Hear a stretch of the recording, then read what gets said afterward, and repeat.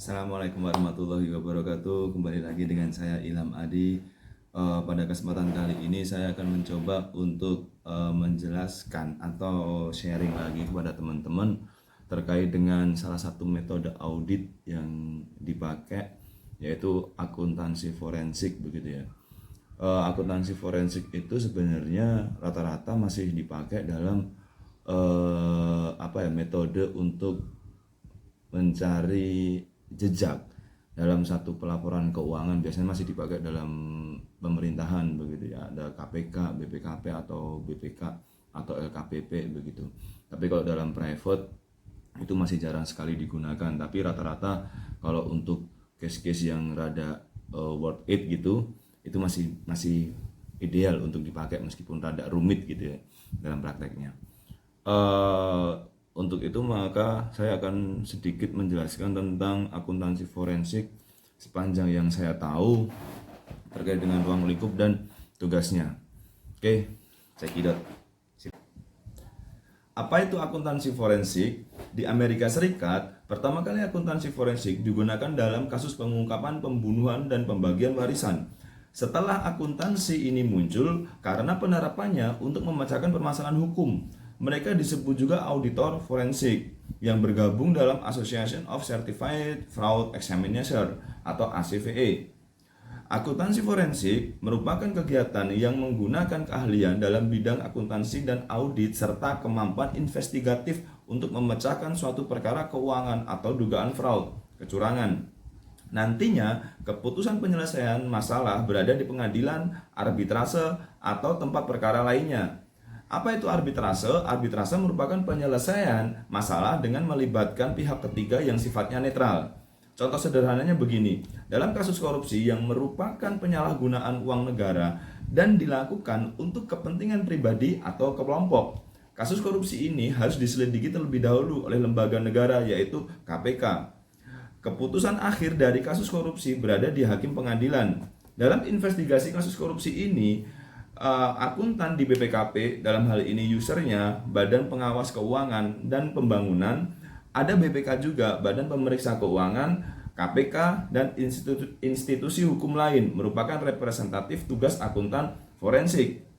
Selain korupsi, ada dua kategori kecurangan lain, yaitu asset misappropriation dan kecurangan laporan keuangan. Semua kecurangan ini menyebabkan kerugian bagi negara beserta keuangannya. Akuntansi forensik membantu menemukan petunjuk awal kecurangan, indicia of fraud, membantu kepolisian dalam mengumpulkan bukti dan barang bukti untuk proses pengadilan, cepat bereaksi dalam menerapkan cara investigasi. Perannya adalah memeriksa dari dalam dan memakai pendekatan prosedural audit, jadi akan lebih mudah mendeteksi dibanding menyelidiki oleh kepolisian. Audit investigatif adalah awal dari akuntansi forensik, dimulai dari usaha proaktif untuk melihat semua kelemahan sistem pengendalian internal, khususnya perlindungan aset saat mengaudit untuk mendeteksi fraud. Saat ada temuan audit, menerima keluhan dan tuduhan dari pihak yang mengarah ke fraud, audit akan melakukan audit investigatif. Adapun ruang lingkup akuntansi forensik, akuntansi ini digunakan dalam dua sektor, yaitu sektor publik dan private. Kedua sektor ini menyebabkan kerugian. Pada sektor publik, kerugiannya menyangkut keuangan negara, sedangkan pada sektor private terjadi karena ada pelanggaran perjanjian. Berikut ini perbedaan antara sektor private dan publik dari segi landasan penugasan. Ada tidaknya imbalan, hukum, ukuran keberhasilan, pembuktian, teknik audit investigatif, dan akuntansi. Kerugian menjadi titik awal pada segitiga akuntansi forensik. Titik kedua merupakan kegiatan melawan hukum yang biasa menimbulkan tuntutan karena mengalami kerugian. Selanjutnya di titik ketiga adalah hubungan kausalitas atau yang berkaitan dengan kerugian dan kegiatan melawan hukum. Segitiga akuntansi forensik menjelaskan bahwa antara ilmu akuntansi, hukum, dan auditing memiliki peranan dalam sebuah pemecahan masalah hukum. Apa bedanya akuntansi dan audit? Akuntansi berkaitan dengan pengumpulan data keuangan yang sistematis dengan tujuan untuk menganalisa dan menginterpretasi masalah keuangan yang sifatnya kompleks. Sedangkan audit fokus pada penentuan apakah laporan keuangan yang disajikan itu wajar tanpa ada kesalahan. Akuntansi forensik bisa dilakukan apabila auditor curiga ada penyimpangan dan kesengajaan salah saji dalam laporan keuangan. Tugas akuntansi forensik. Dalam urusan pengadilan, akuntansi forensik memiliki tugas memberikan pendapat mengenai hukum, tetapi mereka juga dapat berperan di luar pengadilan, seperti pada perumusan alternatif dalam menyelesaikan perkara di sebuah sengketa, perhitungan dampak dari pelanggaran kontrak, atau perhitungan ganti rugi dari sebuah perkara. Ada dua bagian akuntansi forensik, yaitu penyelidikan dan litigasi. Jasa penyelidikan biasanya bertugas dalam memeriksa penipuan atau auditor penipuan. Akuntan penyelidik menguasai ilmu-ilmu yang berhubungan dengan pendeteksian, pencegahan, pengendalian penipuan, dan misinterpretasi.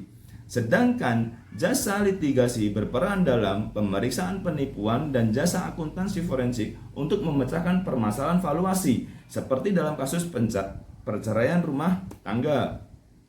Tim audit perlu mengikuti pelatihan serta pentingnya prosedur akuntansi forensik dalam proses audit. Selain itu, juga dibutuhkan spesialis forensik untuk memecahkan masalah. Akuntan forensik merupakan seorang akuntan yang sudah terdaftar dan memiliki sertifikat akuntan yang telah menyelesaikan pendidikan tambahan atau sertifikasi sebagai pemeriksa kecurangan atau akuntan forensik. Akuntan forensik di sektor publik lebih sering dijumpai dibandingkan dengan sektor private. Mengapa demikian?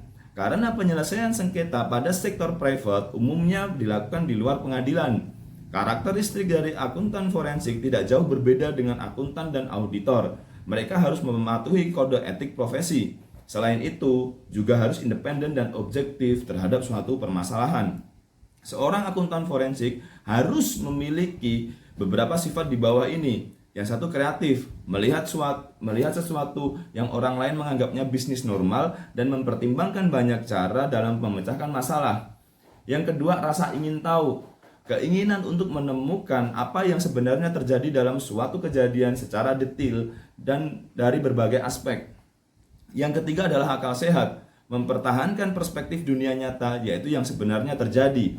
Yang keempat, tidak mudah menyerah, tetap menjalankan tugas dan tanggung jawab walaupun ada kondisi di mana fakta, dokumen pendukung, atau informasi lainnya sulit diperoleh.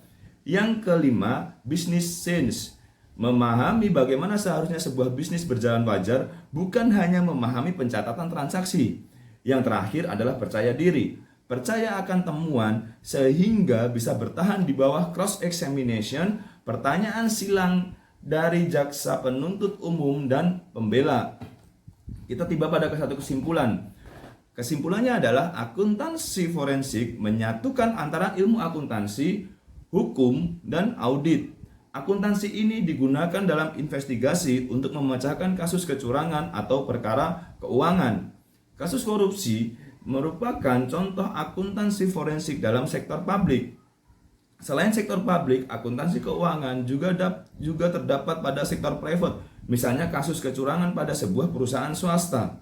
Ada dua bagian akuntansi forensik, yaitu penyelidikan dan litigasi. Seorang akuntan forensik harus terdaftar, menyelesaikan pendidikan akuntansi forensik, dan memiliki sertifikat dari lembaga resmi dan terpercaya. Segitiga akuntansi forensik memiliki 3 titik. Pertama ada kerugian, selanjutnya ada kegiatan melawan hukum, dan yang terakhir adalah hubungan kausalitas. Kecurangan merupakan kegiatan yang melawan hukum dan dapat menyebabkan kerugian. Oke, demikianlah yang bisa saya sampaikan terkait dengan akuntansi forensik.